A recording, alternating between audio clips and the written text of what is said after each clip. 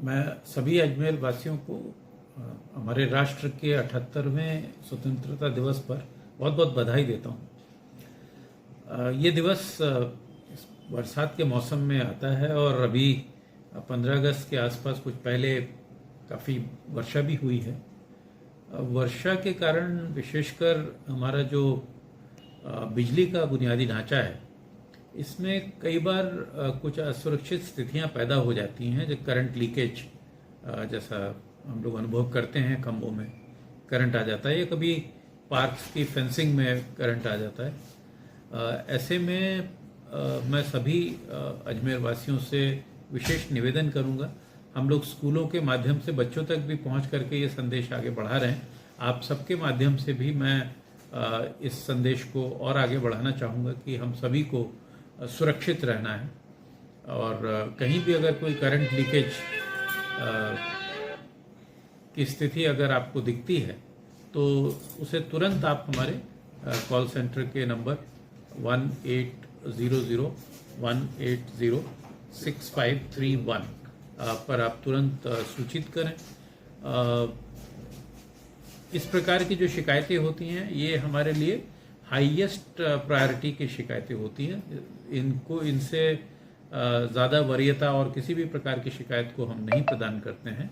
जैसे कि कहीं से अगर आग लगने की कोई सूचना आती है या इस प्रकार की करंट लीकेज की सूचना आती है तो सारे काम छोड़ के हम पहले इन शिकायतों को दूर करते हैं, ताकि सुरक्षा के साथ किसी भी प्रकार का समझौता ना हो और कोई भी किसी प्रकार से आहत ना हो।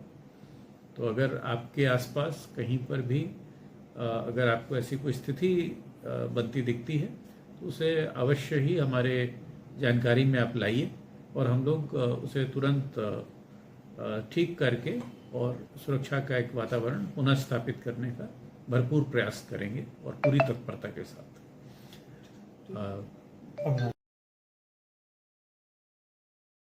अजमेर में स्वाधीनता दिवस का जिला स्तरीय समारोह पुलिस लाइन मैदान में आयोजित किया गया। समारोह के मुख्य अतिथि जल संसाधन मंत्री सुरेश सिंह रावत ने ध्वजारोहण किया। ध्वजारोहण कर परेड की सलामी ली गई। परेड के बाद राज्यपाल का संदेश पढ़ा गया। इस दौरान कुछ मिनट के लिए माइक बंद हो गया।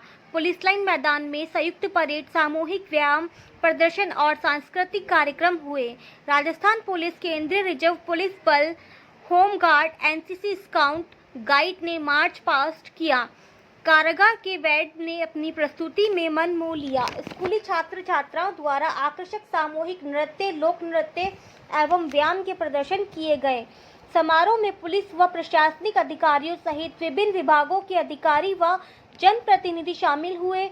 इससे पहले संभागीय आयुक्त जिला कलेक्टर डॉक्टर भारती दीक्षित ने कलेक्टर निवास, एडीए कार्यालय तथा कलेक्ट्रेट पर राष्ट्रीय ध्वज फहराने के बाद शहीद स्मारक पर श्रद्धांजलि दी गई। जिला पुलिस देवेंद्र कुमार बिश्नोई ने एसपी कार्यालय पर राष्ट्रीय ध्वज फहराया।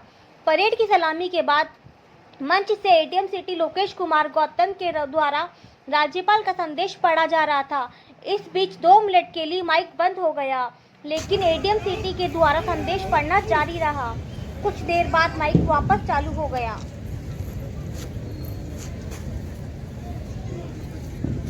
विषम परिस्थितियों में भी उनका बहादुरी से डटे रहना हमें राष्ट्र के प्रति सदैव समर्पित रहने की प्रेरणा देता है।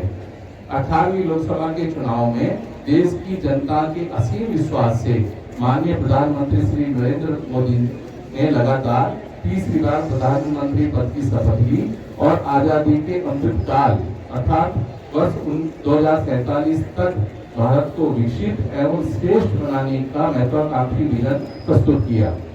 राज्य सरकार आप लोग अग्रणी राजस्थान के नीतिगत दस्तावेज को धरातल पर साकार करने के तथा विकसित भारत, विकसित राजस्थान की परिकल्पना को मूर्त रूप देने की दिशा में निरंतर सार्थक एवं दूरगामी फैसले ले रही है। राज्य सरकार ने अल्प समय में लिए गए फैसलों से प्रशासन में पारदर्शिता लाने, सुशासन देने, मजबूत कानून व्यवस्था, भ्रष्टाचार से मुक्ति, प्रतियोगी परीक्षाओं की साख पुनः स्थापित करने के साथ ही सभी के चेहरों पर मुस्कान लाने का काम किया है। भाई और बहनों को और हमारे नवीन को और नई पीढ़ी को बहुत बहुत बधाई और शुभकामनाएं देता हूँ। मैं आज़ादी दिलाने वाले उन सभी स्वतंत्रता सेनानियों को आदर्शपूर्वक नमन करते हुए हार्दिक श्रद्धांजलि अर्पित करता हूँ।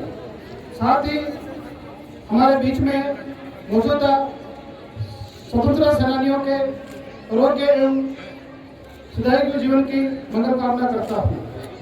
भारतवर्ष में 1000 वर्ष से भी अधिक समय तक विदेशी आक्रांताओं के अत्याचार से हमारे देशवासियों को जूझना पड़ा था। आज के दिन ही 1947 की इस स्वतंत्रता के साथ विभाजन की त्रासदी भी हमारी स्मृति में बनी हुई है। भारत के इस विभाजन का दंश हमने झेला है। माननीय भारत के यशस्वी प्रधानमंत्री नरेंद्र भाई मोदी जी के 2047 के विकसित भारत की संकल्पना में आजादी के इस अमृत महोत्सव के कालखंड में हर घर तिरंगा अभियान हमारे युवाओं और देशवासियों में राष्ट्रभक्ति एवं एक भारत श्रेष्ठ भारत बनाने की प्रेरणा देता है। सर्वप्रथम मां भारती की रक्षा में अपने प्राणों को न्यौछावर करने वाले, अपना बलिदान देने वाले अदम्य शौर्य और साहस के प्रति अमर